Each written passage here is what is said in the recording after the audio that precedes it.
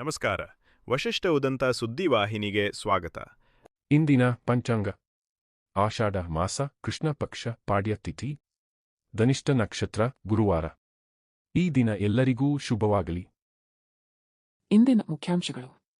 ತಮಿಳುನಾಡಿಗೆ ಕಾವೇರಿ ನೀರು ಬಿಡುಗಡೆಗೆ ಸಿಡಬ್ಲ್ಯೂಆರ್ಸಿ ಆದೇಶ ವಿರೋಧಿಸಿ ಆಕ್ರೋಶ. ಮೈಸೂರಲ್ಲಿ ಖಾಲಿ ಕೊಡಗಳೊಂದಿಗೆ ಕನ್ನಡ ಪರ ಸಂಘಟನೆಗಳ ಭಾರೀ ಪ್ರತಿಭಟನೆ. ತಮಿಳುನಾಡು ವಿರುದ್ಧ ಘೋಷಣೆ. ಹಾಸನದಲ್ಲಿ ಮಳೆ ಕೊರತೆ ಮಾಹಿತಿ ಸಂಗ್ರಹ.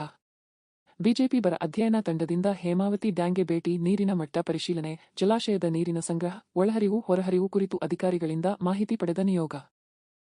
ಕೆಪಿಎಸ್ಸಿ ನಡೆಸಿದ ಪಶುವೈದ್ಯಾಧಿಕಾರಿ ನೇಮಕಾತಿ ಗೊಂದಲ. ಪರೀಕ್ಷೆಯಲ್ಲಿ ಆಯ್ಕೆಯಾದ ಅಭ್ಯರ್ಥಿಗಳಿಂದ ಡಿಸಿಎಂ ಪರಮೇಶ್ವರ್ ಭೇಟಿ. ಮನವಿ ಸಲ್ಲಿಕೆ ವಿಳಂಬವಿಲ್ಲದೆ ನೇಮಕಾತಿ ಆದೇಶ ನೀಡುವಂತೆ ಸರ್ಕಾರಕ್ಕೆ ಒತ್ತಾಯ. ಈಗ ಮೈಸೂರಿನ ಪ್ರಮುಖ ಸುದ್ದಿಗಳು. ಮೈಸೂರಿನಲ್ಲಿ ತಮಿಳುನಾಡಿಗೆ ಕಾವೇರಿ ನೀರು ಬಿಡುಗಡೆಗೆ ವಿರೋಧ ವ್ಯಕ್ತಪಡಿಸಿ ಕನ್ನಡ ಚಳುವಳಿ ಸಂಘಟನೆಗಳ ಕಾರ್ಯಕರ್ತರು ಪ್ರತಿಭಟನೆ ನಡೆಸಿದರು. ನಗರದ ಅಗ್ರಹಾರ ವೃತ್ತದ ಬಳಿ ಖಾಲಿ ಕೊಡಗಳನ್ನು ಪ್ರದರ್ಶಿಸಿ ಸರ್ಕಾರ ಹಾಗೂ ಸಿಡಬ್ಲ್ಯೂಆರ್ಸಿ ಆದೇಶದ ವಿರುದ್ಧ ಆಕ್ರೋಶ ವ್ಯಕ್ತಪಡಿಸಿದರು. ರಾಜ್ಯದಲ್ಲಿ ಸಮರ್ಪಕ ಮಳೆಯಾಗದೆ ಜಲಾಶಯಗಳಲ್ಲಿ ನೀರಿನ ಪ್ರಮಾಣ ಕಡಿಮೆಯಾಗಿದೆ. ಇಂತಹ ಸಂದರ್ಭದಲ್ಲಿ ತಮಿಳುನಾಡಿಗೆ ನೀರು ಹರಿಸಬಾರದು ಎಂದು ಪ್ರತಿಭಟನಾಕಾರರು ಒತ್ತಾಯಿಸಿದರು. ಮೊದಲು ಕರ್ನಾಟಕದ ರೈತರು ಹಾಗೂ ಕುಡಿಯುವ ನೀರಿನ ಅಗತ್ಯವನ್ನು ಸರ್ಕಾರ ಪೂರೈಸಬೇಕು ಎಂದು ಆಗ್ರಹಿಸಿದರು. ತಮಿಳುನಾಡು ಮುಖ್ಯಮಂತ್ರಿ ವಿಜಯ್ ವಿರುದ್ಧ ಧಿಕ್ಕಾರ ಘೋಷಣೆಗಳನ್ನು ಕೂಗಿ ಆಕ್ರೋಶ ವ್ಯಕ್ತಪಡಿಸಿದರು. ರಾಜ್ಯ ಸರ್ಕಾರ ರೈತರ ಹಿತಾಸಕ್ತಿಗೆ ಆದ್ಯತೆ ನೀಡಿ ಕಾವೇರಿ ನೀರು ಬಿಡುಗಡೆ ಕುರಿತು ಮರುಪರಿಶೀಲನೆ ಮಾಡಬೇಕು ಎಂದು ಪ್ರತಿಭಟನಾಕಾರರು ಆಗ್ರಹಿಸಿದರು.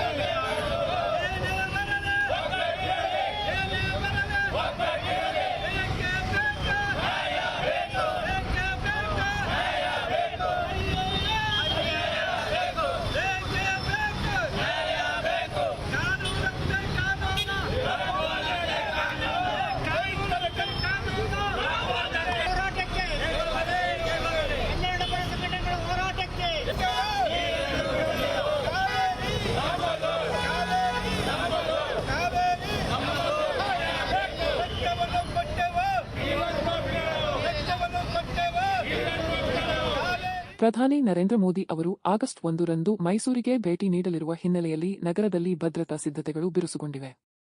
ಮಂಡಕಳ್ಳಿ ವಿಮಾನ ನಿಲ್ದಾಣದಿಂದ ವಿಶೇಷ ಹೆಲಿಕಾಪ್ಟರ್ ಮೂಲಕ ಓವಲ್ ಮೈದಾನಕ್ಕೆ ಆಗಮಿಸಲಿರುವ ಹಿನ್ನೆಲೆ ಪೂರ್ವಭಾವಿಯಾಗಿ ಹೆಲಿಕಾಪ್ಟರ್ ಟ್ರಯಲ್ ಲ್ಯಾಂಡಿಂಗ್ ಯಶಸ್ವಿಯಾಗಿ ನಡೆಸಲಾಯಿತು. ಓವಲ್ ಮೈದಾನ ಹಾಗೂ ಸಂಚಾರ ಮಾರ್ಗಗಳ ಸುತ್ತ ಪೊಲೀಸರು ಬಿಗಿ ಭದ್ರತೆ ಕೈಗೊಂಡಿದ್ದು ಬ್ಯಾರಿಕೇಡ್ಗಳನ್ನು ಅಳವಡಿಸಿ ಹೈ ಅಲರ್ಟ್ ಘೋಷಿಸಲಾಗಿದೆ. ಪ್ರಧಾನಿ ಅವರು 45 ಕೋಟಿ ರೂಪಾಯಿ ವೆಚ್ಚದಲ್ಲಿ ನಿರ್ಮಾಣಗೊಂಡಿರುವ ಸ್ವಾಮಿ ವಿವೇಕಾನಂದ ಸ್ಮಾರಕ ಮತ್ತು ಸಾಂಸ್ಕೃತಿಕ ಯುವ ಕೇಂದ್ರವನ್ನು ಉದ್ಘಾಟಿಸಲಿದ್ದಾರೆ. ಬಳಿಕ ರಾಮಕೃಷ್ಣ ಆಶ್ರಮಕ್ಕೆ ಭೇಟಿ ನೀಡಿ ಸ್ವಾಮಿ ವಿವೇಕಾನಂದರ ಪ್ರತಿಮೆಗೆ ಪುಷ್ಪನಮನ ಸಲ್ಲಿಸಲಿದ್ದಾರೆ. ಇದೇ ವೇಳೆ ಬಾಲರಾಮನ ಮೂರ್ತಿಯ ಶಿಲ್ಪಿ ಅರುಣ್ ಯೋಗಿರಾಜ್ ಅವರು ವಿಯೆಟ್ನಾಂ ಮಾರ್ಬಲ್ನಲ್ಲಿ ಕೇವಲ 15 ದಿನಗಳಲ್ಲಿ ಕೆತ್ತಿರುವ 1.5 ಅಡಿ ಎತ್ತರದ 8.5 ಕೆಜಿ ತೂಕದ ಸ್ವಾಮಿ ವಿವೇಕಾನಂದರ ಏಕಶಿಲಾ ಪ್ರತಿಮೆಯನ್ನು ಪ್ರಧಾನಿಗೆ ವಿಶೇಷ ಉಡುಗೊರೆಯಾಗಿ ನೀಡಲಿದ್ದಾರೆ.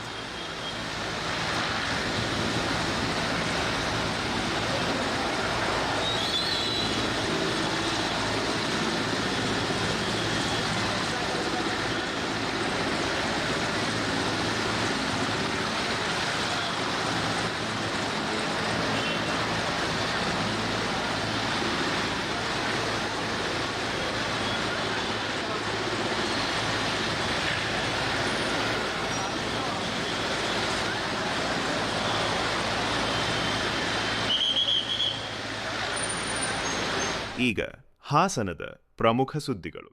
ರಾಜ್ಯದಲ್ಲಿ ಮುಂದುವರಿದಿರುವ ಮಳೆ ಕೊರತೆ ಹಾಗೂ ಬರ ಪರಿಸ್ಥಿತಿಯ ಹಿನ್ನೆಲೆಯಲ್ಲಿ ಬಿಜೆಪಿ ಹಿರಿಯ ನಾಯಕ ಆರಗ ಜ್ಞಾನೇಂದ್ರ ನೇತೃತ್ವದ ನಿಯೋಗ ಹಾಸನ ಜಿಲ್ಲೆಗೆ ಭೇಟಿ ನೀಡಿ ಹೇಮಾವತಿ ಜಲಾಶಯದ ನೀರಿನ ಮಟ್ಟ ಪರಿಶೀಲನೆ ನಡೆಸಿತು. ನಿಯೋಗದೊಂದಿಗೆ ಸುನೀಲ್ ಕುಮಾರ್, ಇತರೆ ನಾಯಕರು ಹಾಗೂ ಜಿಲ್ಲೆಯ ಬಿಜೆಪಿ ಶಾಸಕರಾದ ಸಿಮೆಂಟ್ ಮಂಜು, ಎಚ್.ಕೆ. ಸುರೇಶ್ ಸಹ ಭಾಗವಹಿಸಿದ್ದರು. ಹೇಮಾವತಿ ಬೇಸಿನ್ ಪ್ರದೇಶಗಳಲ್ಲಿ ಪ್ರವಾಸ ಕೈಗೊಂಡ ನಾಯಕರು ಜಲಾಶಯದ ನೀರಿನ ಸಂಗ್ರಹ, ಒಳಹರಿವು ಹಾಗೂ ಹೊರಹರಿವು ಕುರಿತು ಅಧಿಕಾರಿಗಳಿಂದ ಮಾಹಿತಿ ಪಡೆದರು. ಮಳೆ ಕೊರತೆಯಿಂದ ರೈತರು ಸಂಕಷ್ಟಕ್ಕೆ ಸಿಲುಕಿದ್ದು, ಸರ್ಕಾರ ತಕ್ಷಣ ಅಗತ್ಯ ಪರಿಹಾರ ಕ್ರಮಗಳನ್ನು ಕೈಗೊಂಡು ರೈತರ ನೆರವಿಗೆ ಬರಬೇಕು ಎಂದು ಆಗ್ರಹಿಸಿದರು. ಹೇಳಿ, ಎಷ್ಟಡಿ ಇದೆ, ಏನು ಎತ್ತ ಹೇಳಿ, ಎಷ್ಟು ಗೇಟ್ಗಳಿದಾವೆ, ಏನು ನಮ್ಮದು ಇವಾಗ ಸರ್ 2922 ಸರ್ ನಮ್ಮದು full reservoir level sir. Out of the ನಮ್ಮ ಹತ್ರ ಇವತ್ತು ಡೇಟ್ ಸರ್ 2906.60.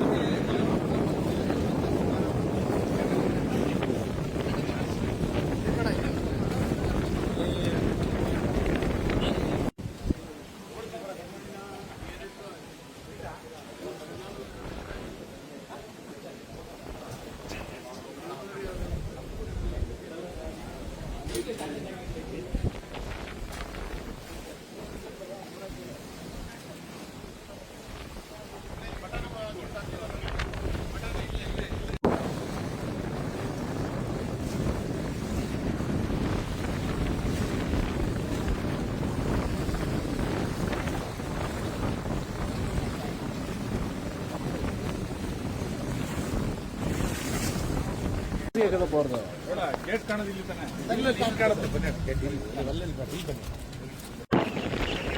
ಬೇಡ ಗೆಸ್ಟ್ ಲೀಡರ್ ಆರೋಗುತ್ತೆ.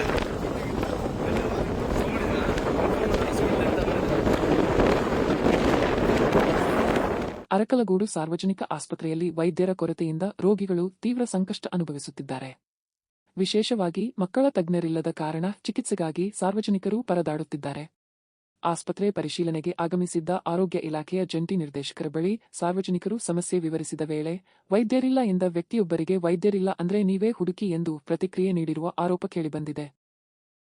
ಅಧಿಕಾರಿಯ ಉತ್ತರದಿಂದ ಸಾರ್ವಜನಿಕರು ಆಕ್ರೋಶ ವ್ಯಕ್ತಪಡಿಸಿದ್ದು, ಜನರ ಅಹವಾಲುಗಳನ್ನು ಸ್ಪಂದನಶೀಲವಾಗಿ ಆಲಿಸುವ ಬದಲು ನಿರ್ಲಕ್ಷ್ಯ ತೋರಿದ್ದಾರೆ ಎಂದು ಟೀಕಿಸಿದ್ದಾರೆ. ವೈದ್ಯರ ಕೊರತೆಯನ್ನು ಶೀಘ್ರವೇ ನಿವಾರಿಸಿ ಸಾರ್ವಜನಿಕರಿಗೆ ಗುಣಮಟ್ಟದ ಆರೋಗ್ಯ ಸೇವೆ ಒದಗಿಸಬೇಕು ಎಂದು ಒತ್ತಾಯ. ಅವರು ಕೇಳಿದ್ಕೆ ನೀವು ಸಮಜಾಯನ ನೀಟಾಗಿ ಕೊಡಬೇಕು, ಒಬ್ಬ ಕಾನೂನು ಬದ್ಧವಾಗಿ ಕೊಡಬೇಕು. ನೀವು ಉಡಾಫೆ ಕೇಳ್ಕೊಳ್ಳಿ ಸರ್, ನೀವು ಸಾರ್ವಜನಿಕರನ್ನ ಕರ್ಕೊಂಡು ಬನ್ನಿ ಅಂದ್ರೆ ಉಡಾಫೆ ಉತ್ತರ ಇರಬೇಕು.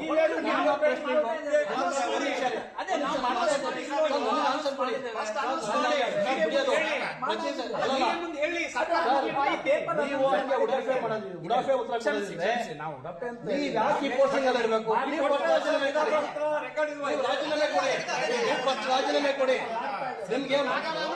ನಿಮ್ಗೆ ಆಡಳಿತ ಮಾಡಕ್ಕಾಗಲ್ಲ, ನಾವು ನಿರ್ವಹಿಸಕ್ಕಾಗಲ್ಲ ಸರ್. ಉತ್ತರ ಕೊಡ್ತಾ ಇದ್ದೀರಿ.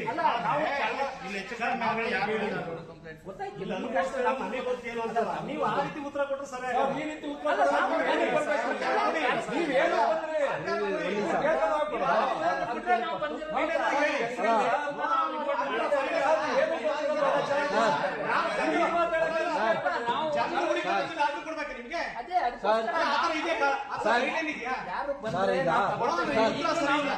ಸರ್ ಒಂದು ನಿಮಿಷ 1.5 ವರ್ಷ ಆಯ್ತಲ್ವಾ? ರಿಪೋರ್ಟ್ ಮಾಡ್ತೇವೆ.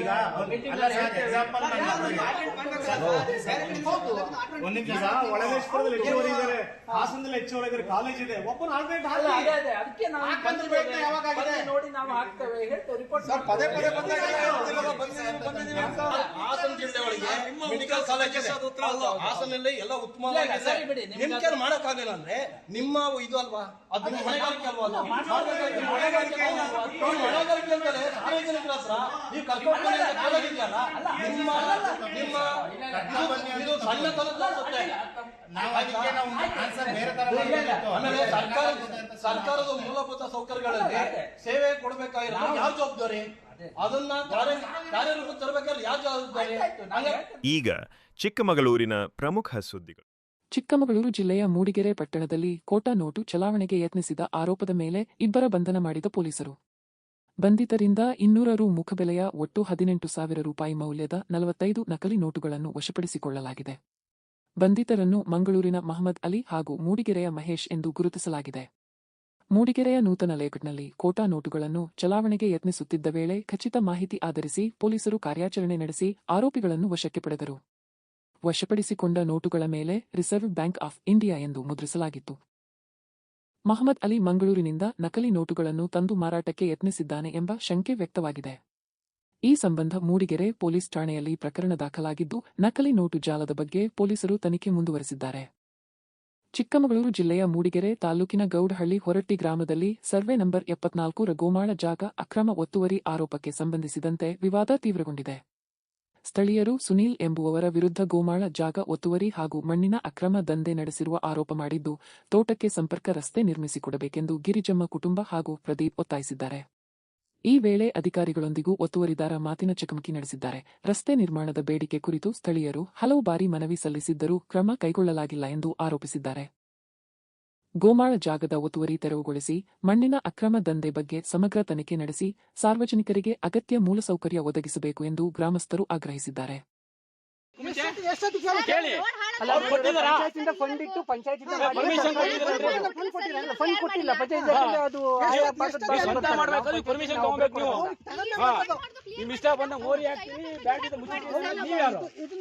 ಸರ್ಕಾರಿ ಜಾಗ ಇದು ಗೊತ್ತಾಯ್ತಲ್ಲ, ನೀವು ಯಾಕೆ ಮಾಡಕ್ ಹೋದ್ರಿ?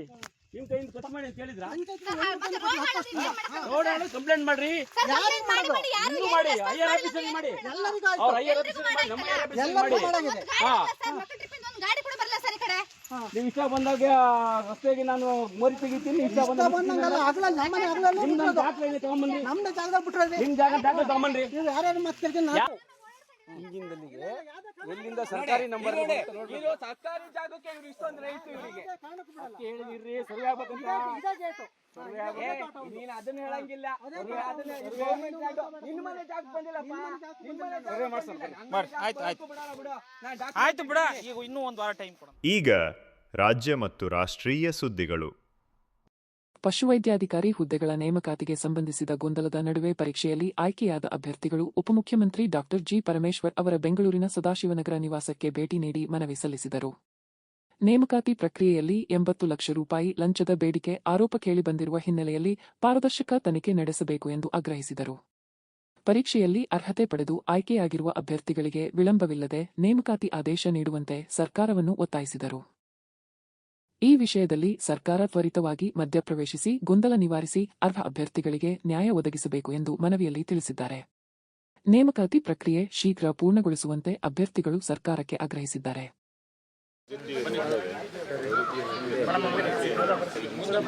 ಸ್ವಲ್ಪ ಸೈಡಿಂದ ನೀವು ಸ್ವಲ್ಪ ಸೈಡಿಂದ ಬನ್ನಿ, ಬರ್ರಿ ಸ್ವಲ್ಪ ಸೈಡಿಂದ ಬನ್ನಿ ಮೇಡಮ್. ಆ ಕಡೆ ಅಣ್ಣ ತಳ್ಬೇಡ್ರಿ,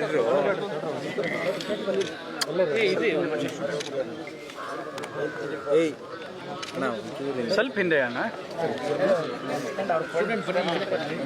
ಸ್ವಲ್ಪ ಹಿಂದೆ ಬನ್ನಿ ಅಣ್ಣ, ಕಡೆ ಹಿಂದೆ ಅಲ್ಲೇ ನಿಂತ್ಕೊಳ್ಳಿ, ಸ್ವಲ್ಪ ಹಿಂದೆ ಬನ್ನಿ.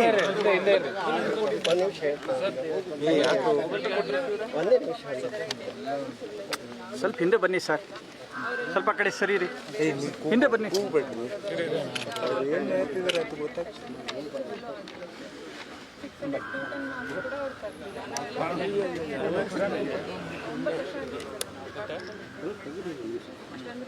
ಈಗ ಸಿಗ್ತಿದೆ ಫೈನಲ್ ಒಂದು 3 ಡೇಸ್ ಅಷ್ಟೇ ಆಲ್ರೆಡಿ ಕೇಸ್ ಹಾಕ್ಬಿಟ್ಟು ಮತ್ತೆ ಇದನ್ನ ತಡೆ ಮಾಡಬೇಕು, ಸಿಐಡಿ ತನಿಖೆ ಮಾಡಬೇಕು ಅಂತ ತನಿಖೆ ಮಾಡಿ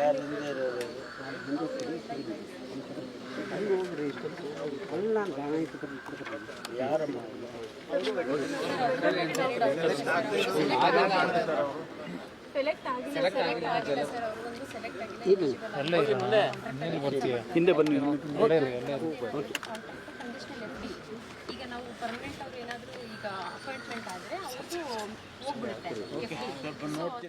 ಕಲಬುರಗಿಯ ಅಫಜಲಪುರ ತಾಲೂಕಿನ ಕರಜಗಿ ಗ್ರಾಮದ ಮೊರಾರ್ಜಿ ದೇಸಾಯಿ ವಸತಿ ಶಾಲೆಯಲ್ಲಿ ಬೆಳಗಿನ ಉಪಹಾರ ಸೇವಿಸಿದ ಬಳಿಕ 20ಕ್ಕೂ ಹೆಚ್ಚು ವಿದ್ಯಾರ್ಥಿಗಳು ಅಸ್ವಸ್ಥಗೊಂಡ ಘಟನೆ ಆತಂಕಕ್ಕೆ ಕಾರಣವಾಗಿದೆ.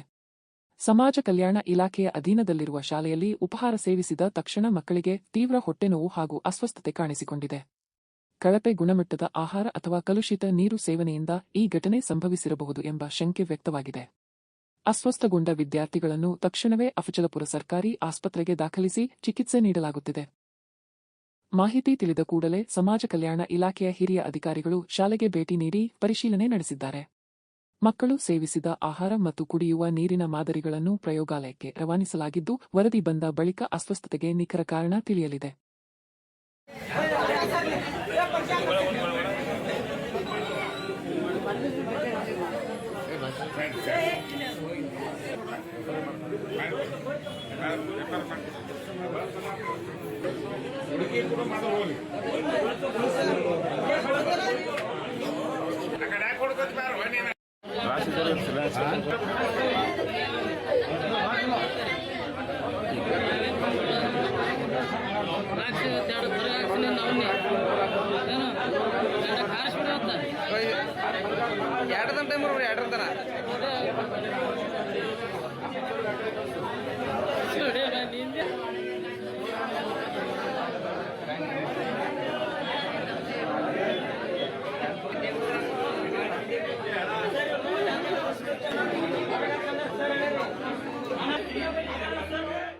ಹಾಸನದ ತಣ್ಣೀರುಹಳ್ಳ ಜವರಾಯಪಟ್ಟಣದ ಮಾರುತಿ ನಗರದ ಬಳಿ ಡಸ್ಟರ್ ಕಾರು ಹಾಗೂ ಟಾಟಾ ಏಸ್ ವಾಹನ ಮುಖಾಮುಖಿ ಡಿಕ್ಕಿಯಾಗಿ ಭೀಕರ ರಸ್ತೆ ಅಪಘಾತ ಸಂಭವಿಸಿದೆ.